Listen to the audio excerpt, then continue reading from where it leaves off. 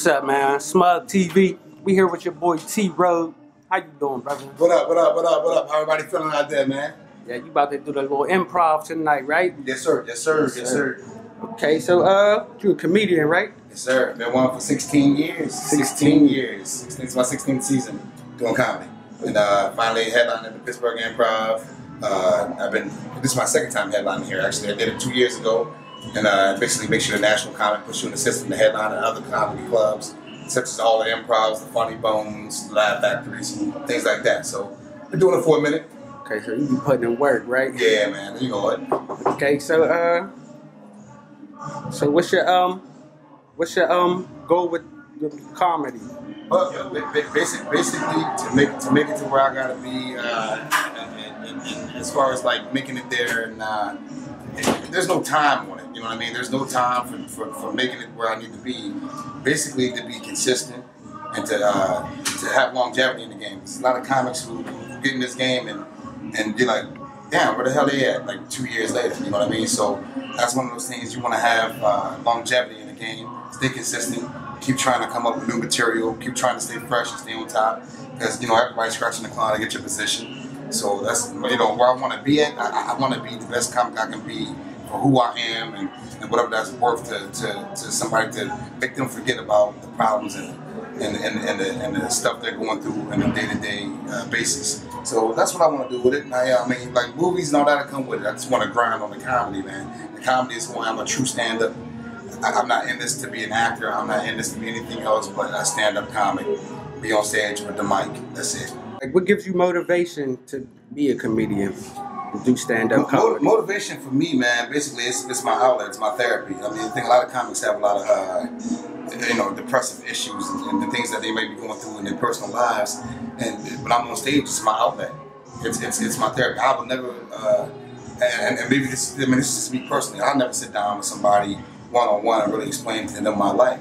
But what I do is I let it out on the stage. And that, and if my pain can give somebody else laughter, then that's satisfying to me. So that's my motivation for comedy. Okay, so you've been doing this for 16 years. Let me know your favorite experience that you had doing stand-up comedy. My favorite experience is probably with Dave Chappelle. He was a guy that I idolized for a long time. I've opened up for him probably a dozen times and did some road work with him. So that's probably my favorite experience, is somebody who, when I first met him, I was starstruck. And the guy knows my name. He has my number on his phone. So that's probably my best experience in this comedy game. Something that came from my brain and out of my mouth created me the opportunity to be able to work and open for Dave Chappelle, who to me is probably one of the best of our current time. Okay. Well, the opposite question. What's one of the worst experiences that you had doing stand-up comedy? Getting booed off stage. Every comic. If you're a comic, you're going to have that moment. I don't care who you are. If you do it long enough, you'll have that moment eventually. I mean, before I got booed, I left. So when they started talking, I was like, I'm out of here. You know what I mean? So that happens, and it's going to happen. That's just the game. Dave Chappelle got booed off stage. I mean, the guy I just praised is getting booed off stage. It's going to happen no matter what. Charlie Murphy, my boy, who just passed, he got booed off stage. He threw his check on the ground. It was at HBCU. So, I mean, these are all facts, man. Everybody we're only human. You can have a bad night, no matter who you are. I mean, you can be funny as hell, but you can still have a bad night. If you have a bad night, that's basically gonna ruin everything. You know what I'm saying? So you gotta be careful how you tread and how you proceed. But life is life. It's inevitable. You're gonna end up fumbling at some point. You just gotta be strong enough mentally to get through that. And if you can get through that and get back on stage, it's like any other thing. Like I played football my whole life. You're only as good as your last game and as good as your last show. All right. So if you can name three top, who is your three favorite comics? Dave Chappelle, #1 to me, because I work with the man. No, I gotta say Richard Pryor, I gotta say Eddie Murphy. Okay, and why is it those three? Dave Chappelle, because I work with him, and to me, I got the conversation like I've been having with you right now. He'd take it on stage and spin it, and he can make a joke out of it immediately.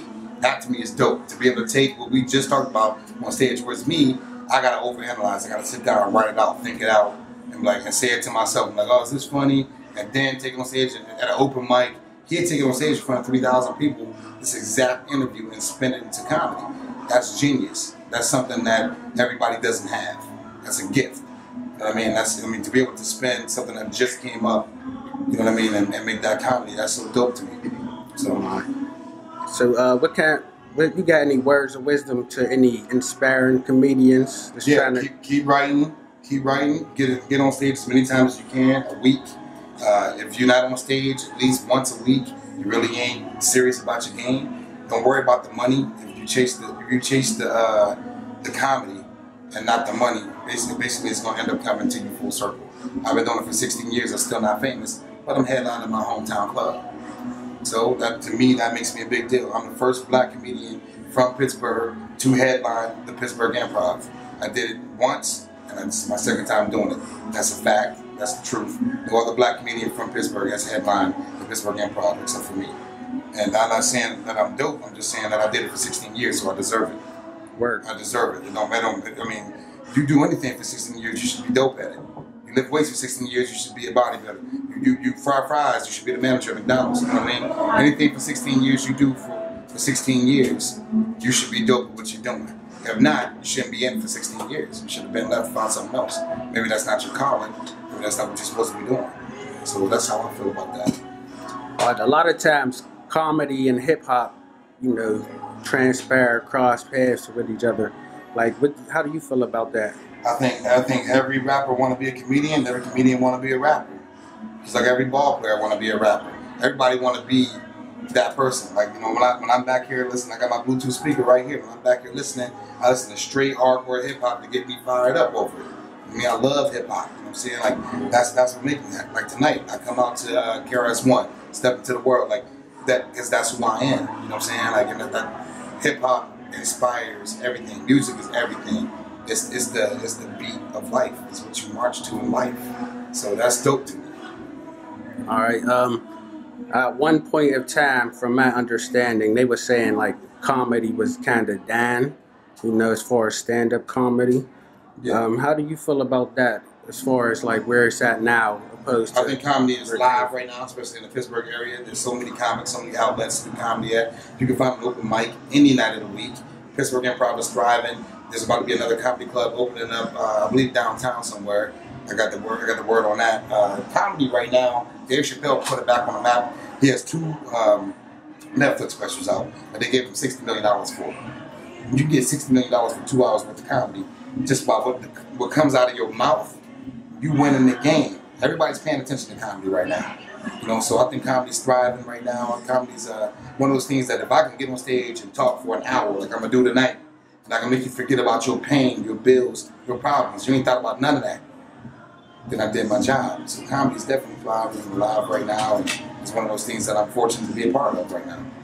Any upcoming shows or upcoming projects you got? Upcoming shows, you can catch me at the Rivers Casino from June 15th through July 20th. Every Thursday at the Rivers Casino. I'm the face of the comedy down there. I'll be booking comics down there every single Thursday. Rivers Casino.